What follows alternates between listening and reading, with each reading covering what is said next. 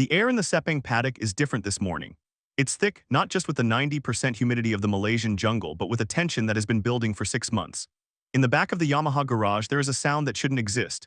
For decades, the blue brand was defined by the smooth, high-pitched scream of the inline-4 engine.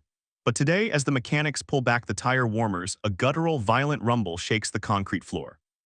This isn't just a technical update, it's a desperate multi-million-dollar gamble to reclaim a throne that has been vacant for too long. And standing next to this new beast is the man hired to tame it, Toprak Razgatlioglu, the stopracker, the Turkish sensation who spent years making a production superbike do things that defied the laws of gravity. Beside him, the world's cameras are focused on another garage, the deep red of the Ducati Lenovo team. Marc Marquez, the 8-time world champion, is back, and he's healthier than he's been in half a decade. The narrative for 2026 was supposed to be simple: the era of Marquez's absolute dominance versus the younger, hungry Italian lions. No one inside the paddock expected what would unfold next, and it would change everything for him, his team, and the entire narrative of the season. Behind the calm, almost stoic expression of Toprak Razgatlioglu, the pressure was building fast. Moving from World Superbikes to MotoGP is a path littered with the careers of legends who couldn't make the transition. The tires are different, the brakes are carbon, and the electronics are a labyrinth of complexity.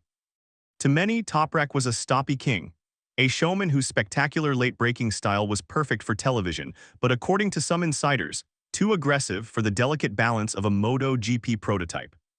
Yamaha's management, however, saw something others didn't. They didn't just want a rider, they wanted a disruptor. During the private winter tests, rumors began to surface that Toprak wasn't just adapting, he was evolving. His manager, the legendary Kenan Sofuoglu, had spent years molding him for this exact moment. But the Sepang International Circuit is a brutal laboratory. It doesn't care about your past titles. As Toprak rolled out of the pit lane for his first official session, the technical team held their breath. They had spent the winter redesigning the chassis to accommodate his ultra-deep braking. They knew that if he couldn't find the limit of the Michelin front tire immediately, the project would be a staggering failure. Yet the real turning point happened away from the cameras, in a data room where the numbers were starting to look impossible. Inside the Ducati garage, whispers began spreading the moment Toprak's first sector times flashed on the monitors. Marc Marquez, ever the predator, didn't seem bothered. He was focused on his own mission, securing a 10th world title. The 2026 season was Marquez's best chance yet. He was on the best bike in the world, the Ducati GP26, and his shoulder was finally at 100%. But Marquez is a master of psychological warfare. He knows that testing isn't just about lap times, it's about presence. Every time he exited the pit lane, he made sure to shadow the rookies to let them feel the weight of his legacy. He was the record holder here. His 1:57.018 was the gold standard, the ultimate limit of human and mechanical capability at Sepang. Yet there was a subtle shift in the atmosphere. Marquez's crew chief was seen staring at the Yamaha telemetry monitors more than his own. Something was happening on the track that defied the standard racing line.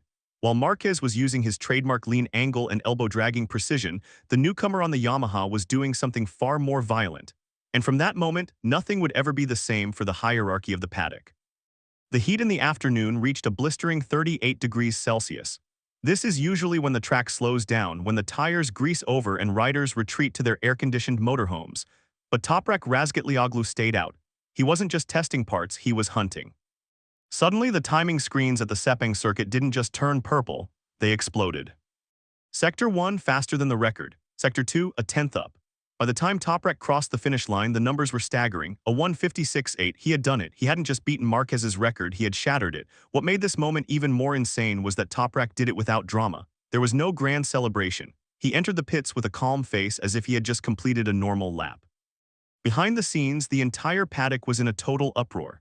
Telemetry data showed that he was braking 5 meters later than anyone else into turn 1, standing the bike on its nose, and still finding the traction to fire the V4 out of the corner. Many observers said that what Toprak did seemed to defy the laws of physics, but what the paddock discovered next shocked everyone. Telemetry engineers from rival teams were now reassessing everything. Rumors suggested deeper tension behind closed doors at Ducati and KTM. They weren't just looking at the lap time, they were looking at how it was achieved. Toprak was using a rear aero breakthrough that allowed the bike to remain stable even when the back tire was barely touching the asphalt. This was the birth of the new Yamaha. For years, Yamaha riders complained about a lack of top speed. Now they had the power of the V4, but Toprak was adding something the engineers hadn't accounted for: pure, unadulterated bravery. His riding style was a deadly combination of superbike aggression and MotoGP precision.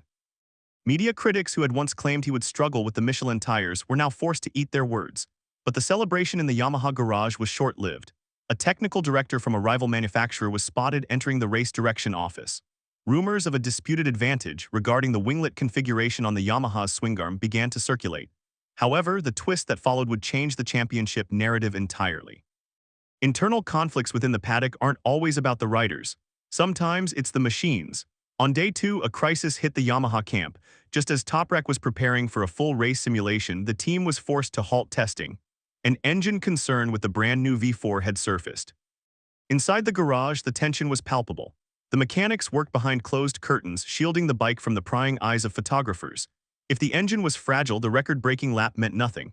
You can't win a championship on a bike that can't finish a race. Meanwhile, Marquez had moved into P1 for the day, silently reminding everyone that consistency is the hallmark of a champion. The public narrative was shifting. Was Toprak a one-lap wonder on a ticking time bomb, or was this just the growing pains of a revolutionary project? According to insiders, the heated argument between the Japanese engineers and the Italian team management lasted well into the night. What happened after that left even his closest team members stunned. Despite the engine scare, Toprak returned to the track on the final day with a look of absolute focus. He didn't just want the record, he wanted to prove the V4 could survive the distance. The blue shift plan was in full effect. He wasn't just fighting his rivals, he was fighting the expectations that had been placed on his shoulders since his very first race in Turkey. The social media wars between fans were reaching a fever pitch.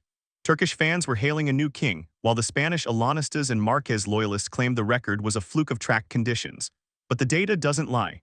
Every time Toprak entered a tight corner, he was finding a V-line that allowed him to open the throttle earlier than the Ducatis. He was rewriting the manual on how to ride a MotoGP bike. For decades, the correct way was smooth corner speed. Toprak was turning the sport into a drag race between braking zones, yet the real turning point happened away from the cameras. A secret meeting between Toprak and his crew chief revealed that the record-breaking lap wasn't even full attack mode. As the sun set over the Sepang International Circuit, the 2026 preseason test came to an end. On the surface, it was just 3 days of data collection, but in reality, it was a seismic shift in the world of motorsports. The Marquez era was no longer unchallenged. A newcomer had arrived, and he had brought a weapon that could finally match the might of the Italian manufacturers. The fear had set in.